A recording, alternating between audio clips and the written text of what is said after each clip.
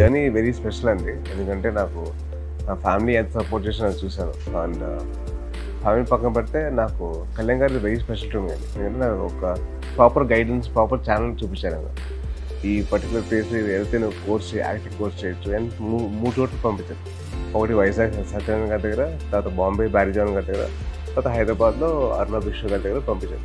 So ఒక particular training అయితే ఇచ్చాను. అండ్ అలాగే నన్ను గైడ్ చేసుకుని వచ్చారు. ఈ పర్టికులర్ మాస్టర్స్ నేర్చుకో, అండ్ అలాగే ఈ పర్టికులర్ డాన్స్ ఫామ్ నేర్చుకో అని చెప్పి నన్ను ప్రాపర్ గైడ్ చేశాను. అంటే ఆయనకి ఎలాగైతే మిస్ అయిందో ఆ గైడెన్స్, ఆయనకి ఎలాగైతే దొరికిన తర్వాత పెద్దమవుతారో అదే గైడెన్స్ నాకు ఇచ్చారు. So I'm very grateful for the fact. And ఈ 10 yearsలో ఐ లెర్న్డ్ అలాట్ అండి. More than anything the learning experience I have is very very very important for me. చాలా ఇష్టం how to judge a film, how to make a film అని చెప్పి చాలా వరకు ఇన్నసెంట్గా behave చేసేవాడిని. ఇంత ముందర ఎలా పడితే అలా చేసేవాడిని. ఇప్పుడు కాస్త బాధ్యత and thought of conviction towards doing a film and doing character. మా పెద్దమావి దగ్గర నుంచి డిటర్మినేషన్ అండి. ఎట్టి పరిస్థితుల్లో ఏదేమైనా కానీ అది వదులుకోకుండా దాని వెనకాల తిరుగుతూ దాని వెనకాల ఎలాగైనా సాధించాలని చెప్పి చిన్నప్పటితో నేర్చుకున్నాను. మా కళ్యాణమావి దగ్గర కమిట్మెంట్, ఒక పని తీసుకున్నామంటే దాని తగ్గట్టు దాని మీద అవసరమైన కమిట్మెంట్ తీసుకొని దాని తగ్గట్టు మేము పనిచేసాను. సో ఆ కమిట్మెంట్ అనేది మా కళ్యాణమావి నేర్పించారు. అండ్ మా మావి దగ్గర అయితే నవ్వు, అంటే ఏ సిచ్యువేషన్ వచ్చినా కానీ ఎలాగైనా కానీ నవ్వుతూ ఎదిరించు, ఎలాగైనా నవ్వుతూ హ్యాపీగా చూసుకో, అది ఎలాంటి సిచ్యువేషన్ అసలు ఈజీ అయిపోతుందని చెప్పి. సో దట్ వే ఎలాంటి రాదు మా ముగ్గురు బాగా నన్ను గైడ్ చేశారు.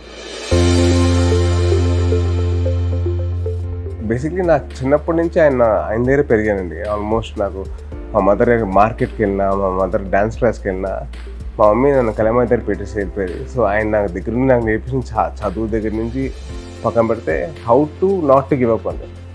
అంటే చిన్నప్పుడు ఒక చిన్న ఎగ్జాంపుల్ అండి. నేను చిన్నప్పుడు టెన్నిస్ ఆడేవాడిని. టెన్నిస్ ఆడినప్పుడు ఒక టోర్నమెంట్లో ఓడిపోయాను. దిగులుగా ఇంటికి వచ్చాను. ఏరా ఏమైందన్నాడు. మా ఇలా టెన్నిస్ టోర్నమెంట్లో ఆడాను, ఓడిపోయానంటే నేను నెక్స్ట్ టోర్నమెంట్ ఆడను, అసలు నాకు చిరాకు వచ్చేస్తాను, అసలు టెన్నిస్ ఎవరు ఆడతారు అని చెప్పి నేను కోపడ్డా. అరే నాన్న అలా కోపడకు, టోర్నమెంట్ ట్రై చేయి, try to give your best, ఏది వచ్చినా కానీ తీసుకో. సో అలాగా సరే అని చెప్పి మా చెప్తారని చెప్పి సరే అని వెళ్ళిపోయా. వెళ్ళిన తర్వాత టోర్నమెంట్ గెలిచా. పరిగెత్తుకుంటే వెనక్కి వస్తే నన్ను ఎత్తుకొని ముందు పెట్టారు. సో అది మైండ్ ఉండిపోయింది. అంటే నాట్ టు గివ్ అప్, ఎట్టి పరిస్థితుల్లో ఏది వచ్చినా కానీ ఎదుర్కో, సమర్థవంతంగా ఎదుర్కో అండ్ ఎలాగైనా నువ్వు సాధిస్తావు.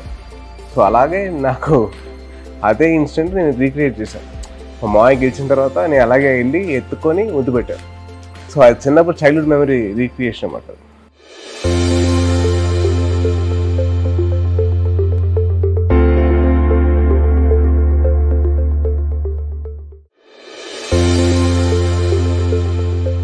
Frankly speaking, more than experience అంటే it was me living in that moment అండి.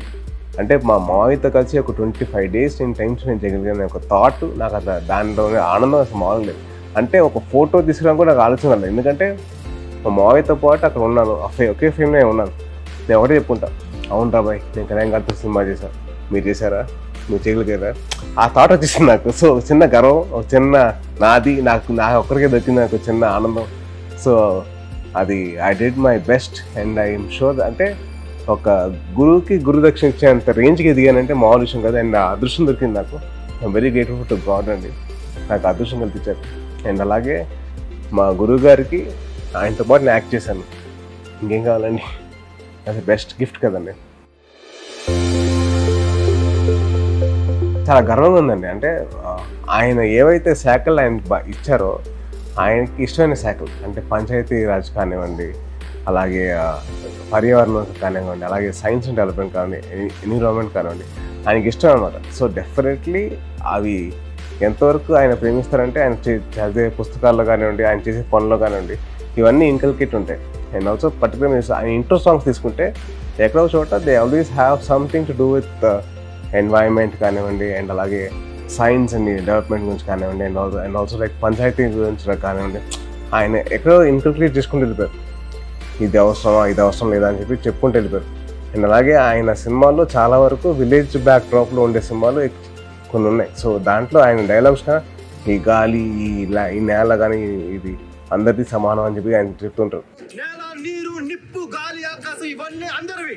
నీ అప్పసొత్తు కాదు, నీ సార్ అప్పసొత్తు కాదు. అర్థమైందా? ఆయన ఐడియాలజీ ప్రకారంగా ఇచ్చారేమో అని చెప్పి అనిపిస్తుంది. And I feel that he is doing a very very good job అండి. సార్ ఒకటి I want to request to all the audience and all the people that for watching this video, దయచేసి మీరందరూ helmet ధరించండి. Bike ride చేసినప్పుడు please వేరే helmet.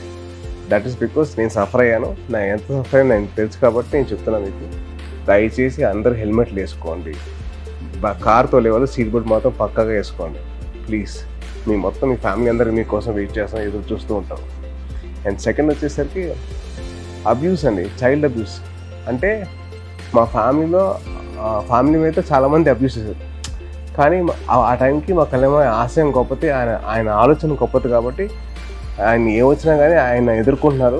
At the same time ఒక ఫ్యామిలీలో member లాగా నా బాధ్యత కాబట్టి నేను వాళ్ళు చెప్పి నేను చూసుకుంటా, నేను ఉంటా, నేను ఎదుర్కొంటా, ఎవరు వస్తారండి అని చెప్పి నా ఫీలింగ్ అన్నమాట. సో ఎవరన్నా వస్తారేమో అని చెప్పి పక్కన పెడితే నేను ఉన్నాను అని చెప్పి ఒక ధైర్యం ఇచ్చారు నాకు. So at the same time చిన్నపిల్లల మీద జోకులు ఏంటండి, చిన్నపిల్లల మీద అబ్యూస్ చేయడం ఏంటి, ఎంత దారుణంగా ఉంటుంది. అంటే ఒక పేరెంట్కి అర్థమవుతుంది ఆ బాధ. మా ఫ్యామిలీలో అయింది కాబట్టి నాకు ఆ బాధ అర్థమైంది. ఒక చిన్న పాప మీద కమెంట్ చేసి ఇవ్వడం, నేను ఎందుకు రియాక్ట్ అయ్యానంటే ఆ బాధ నాకు తెలుసు. 24 hours వెయిట్ చేశాను for any women's activist or for any child protection society to react or any channel, media channel to pick up this particular issue and fight. ఎవరు ఒక్కరు కూడా రాలేదండి.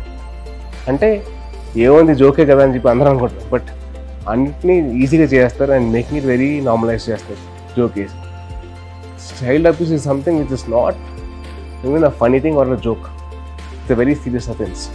And I really want the internet users or the mobile users to actually have the thought of actually being responsible about their words or their actions. అంటే వాళ్ళు ఏది పడితే అది మాట్లాడడం అనేది కరెక్ట్ కాదు.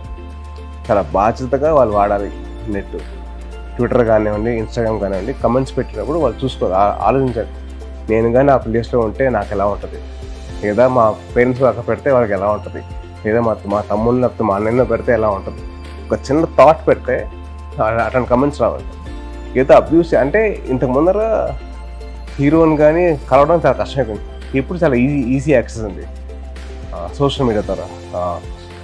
ట్విట్టర్ కానివ్వండి, ఇన్స్టాగ్రామ్ కానివ్వండి, ఫేస్బుక్ కానివ్వండి, చాలా ఈజీ యాక్సెస్ దొరికేసింది. సో వాళ్ళు ఏమైనా అంటే తిట్టేస్తున్నారు, వాళ్ళకి తిడుతున్నారు సరే, బట్ దే డోంట్ అండర్స్టాండ్ అది ఎంతవరకు అది ఎదురు వాళ్ళు హర్ట్ అవుతుందండి.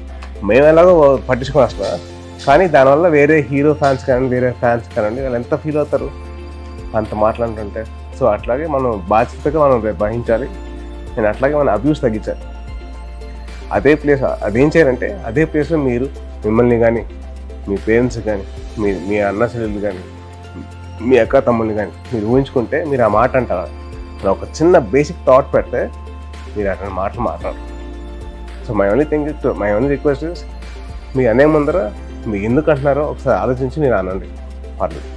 బట్ ప్లీజ్ ఎటువంటి హార్ష్ స్టేషన్ తీసుకునేలాగా మమ్మల్ని చేయకండి. అండ్ అలాగే పోలీస్ వాళ్ళని తీసుకునేలాగా చేయకండి ప్లీజ్. దయచేసి it's a request from hero to all the fans and to all the movie lovers and to all the audiences, please don't get into abuses. It's all right, బాగాలేదండి.